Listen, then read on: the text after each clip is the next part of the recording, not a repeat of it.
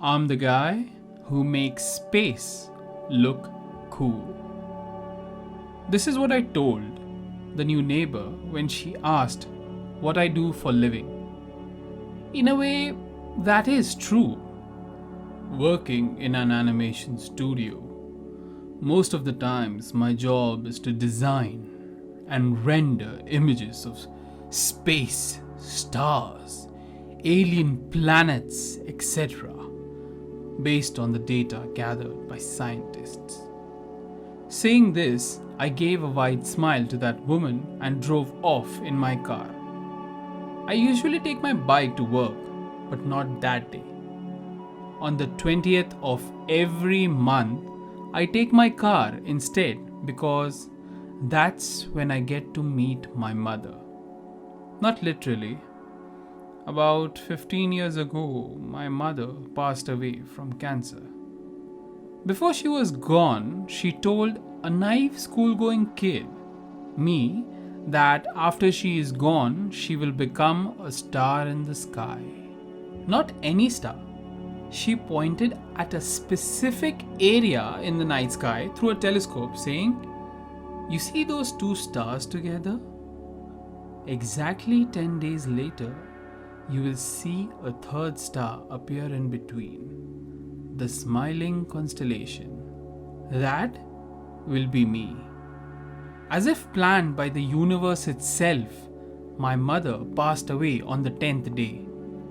That night, I insisted my father to take me out of the city where I could witness my mother's smile. Although reluctant, he took me. I was awestruck to see that the third star appear where she said it would. I, while watching it, remembered the last thing she whispered in my ear earlier that day. "We will meet on the 20th of every month. Promise?" "Promise," I said. After a short drive, I finally arrived at the Peace Animation Studio, my workplace. The first thing I did was to walk into my boss's cabin and tell her that I would be leaving early. There was no need for that. Still, I did it as a practice. After 6 years of working in the studio, all my superiors know about my routine, and none stopped me from going. "Bhagat, today, Mr. Trevor will be coming to finalize the planet I-3 to something design," she said to me before I walked out. "I know," I grunted silently, cursing this one guy who has made my life difficult. My design was ready, and all I had to do was wait. Mr. Evan Trevor, the astrophysicist from Thaler Star Observatory, finally arrived in the afternoon. I was done with my lunch and was feeling drowsy while I sat in my chair doing nothing. The moment I was setting in for a quick nap, that Trevor devil woke me up. "You must have a lot of reserved money in your bank account, huh?" he taunted. No hi, no hello. "Why?" I asked, expecting a harsh punchline. "Because it seems that you don't mind getting fired for sleeping during work hours." He then burst into laughter, expecting me to laugh along. How can I? After filling the awkward silence with his annoying laugh, our session began. For a planet that can't even be seen by a telescope, Evan had a lot of specific corrections to make. After strictly following the instructions given by him a week ago, that day, he sat and made me redesign the whole planet, saying, "We found new observations. We have to make those changes now."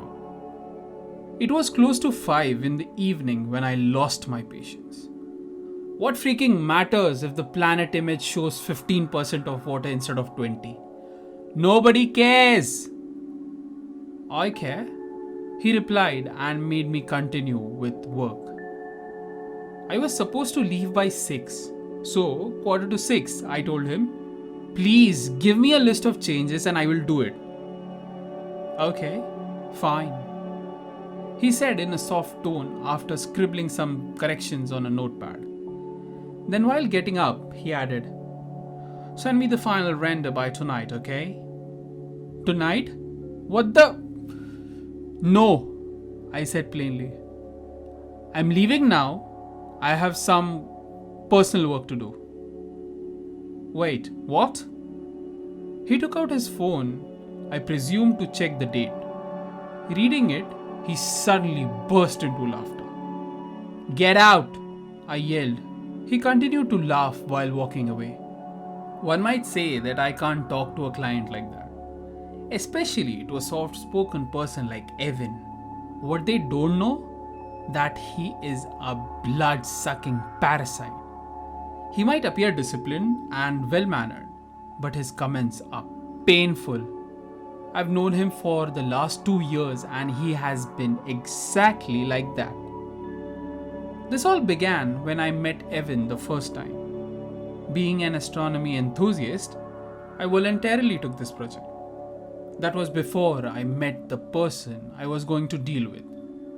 My boss of that time had told me, this is going to be a long-running project, so you better be friends with this guy who is coming today. As a way to connect with Mr. Trevor, I shared the story of how my mother became the star. I know that's not true. I'm not a naive kid anymore. Still, I told him thinking he would be moved by my emotional story. Instead, he burst into laughter, calling me an idiot. The same annoying laughter I get to hear every time he visits the studio. It was good that he finally walked away, and I left the studio too. Watching the sunset, I drove out of the city limits to a beautiful place I had discovered a few years ago. The pleasant breeze that came by driving post sunset cooled me down. 20 kilometers from the Vanchi city, there is a hill in the Sarfi region, perfect place for stargazing. Fortunately, nobody had discovered it but me. Every month, I started coming here since I bought a portable telescope. It took me about an hour to set it up, and now I had to wait for that constellation to appear in the night sky. The moment that smiling constellation became visible in the sky, I smiled as well.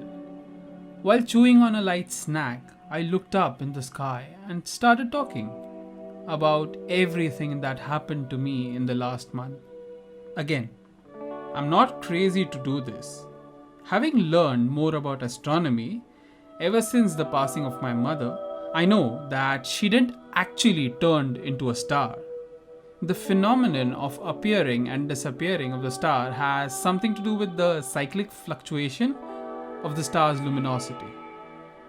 Still, talking about the good and bad moments, venting the frustration once every month, is very therapeutic to me. That's why I do it without a fail. I've been doing this for a very long time, but that night was special. A strange thought came to my mind while I was stargazing that night. I said that out loud. For the last 2 years working on this project, I have designed over 100 planets that have the potential to support life. Complex, intelligent life.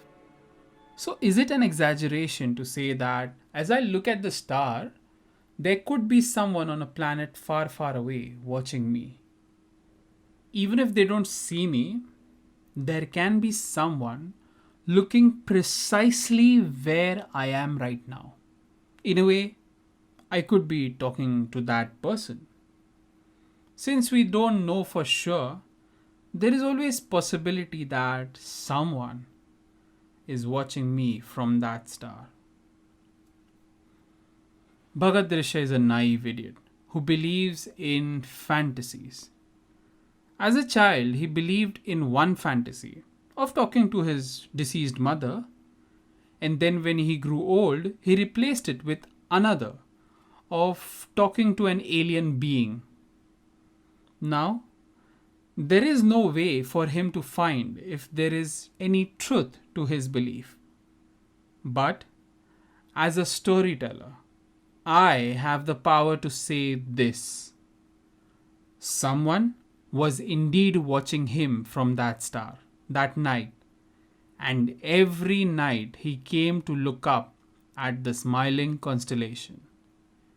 He just didn't know it yet. Please like and subscribe to this channel and comment your thoughts about this story. Also, if you like my storytelling style, then you can hire my services via Fiverr or support this channel via Patreon. Please stay subscribed because soon I'll come with another story. Till then, thank you.